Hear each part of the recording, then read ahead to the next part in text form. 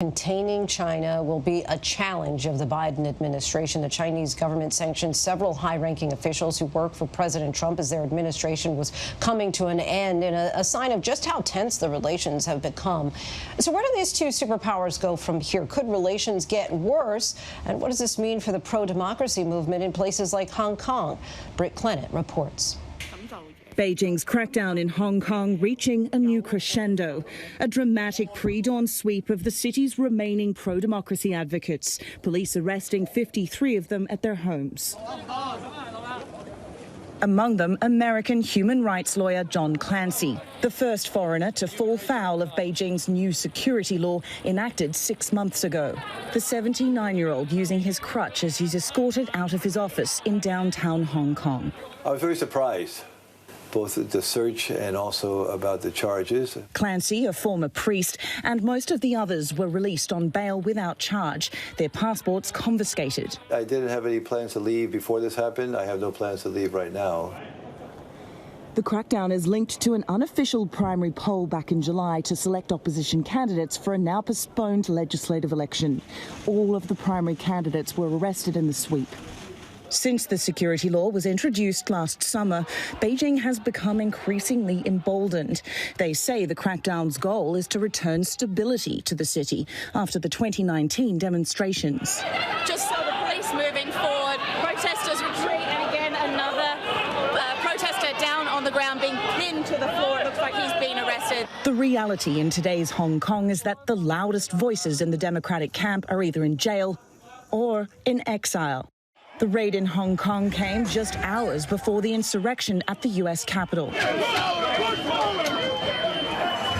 Chinese state media had a field day over footage of the rioters storming the Capitol, playing up a narrative of its rival superpower in turmoil, drawing comparisons between the U.S. insurrection and the 2019 break-in of Hong Kong's legislative chamber, saying in a statement, the U.S. mainstream media unanimously condemned the protest, calling it an incident of violence. But which words did they use to describe the violent protesters in Hong Kong? A beautiful sight to behold. The increasingly strident tone underscores the challenges the Biden administration faces from the get-go. Does the current unrest in the U.S. strengthen Beijing's hand in quashing dissidents and opposition in Hong Kong? The problems in America right now give Beijing the opportunity to take a tougher position where it can say to its own people, look at what democracy brings. Professor David Zweig has been a China expert for more than 50 years. He says China will be open to bettering ties. But will it do anything to try and will it make any concessions, right? Will it soften its position on Taiwan? Will it soften its positions on the East China Sea? Will it soften its positions in Xinjiang? And I think that they probably feel they're waiting to see what the Biden position is going to be.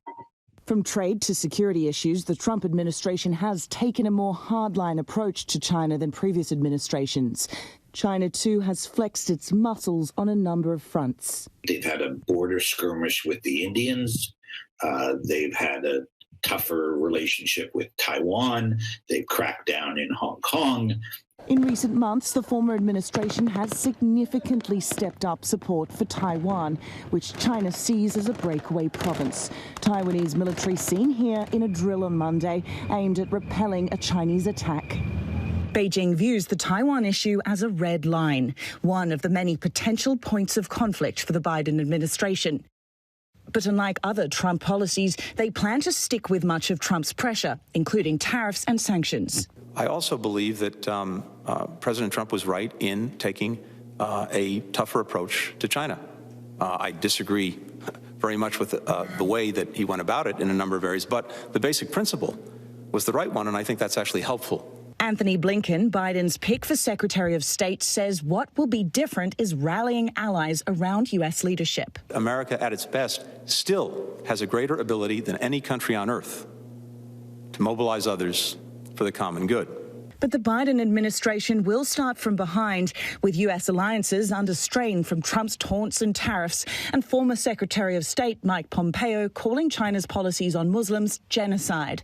China inking 2 major trade pacts in the last few months with the European Union and with 14 Asia-Pacific countries. Even with allies, Biden, who already has a working relationship with Chinese President Xi Jinping from his time as Obama's VP, may find his options are especially limited on Hong Kong. What can the Biden administration do about Hong Kong? I don't think they can do very much. Zweig says the few options the U.S. does have may end up hurting more than helping. What are they going to do? More sanctions, threaten to freeze people's assets. Anything that they do like that in the end winds up hurting the people of Hong Kong, right? It hurts American businesses in Hong Kong. Back in Hong Kong, activists like Clancy are keeping the faith. Don, do you have anything to say to Hong Kong people? Continue to work for democracy and human rights in Hong Kong. For ABC News Live in Hong Kong, Britt Clennett. Our thanks to Britt for that. Hi, everyone. George Stephanopoulos here. Thanks for checking out the ABC News YouTube channel. If you'd like to get more videos, show highlights, and watch live event coverage, click on the right over here to subscribe to our channel. And don't forget to download the ABC News app for breaking news alerts. Thanks for watching.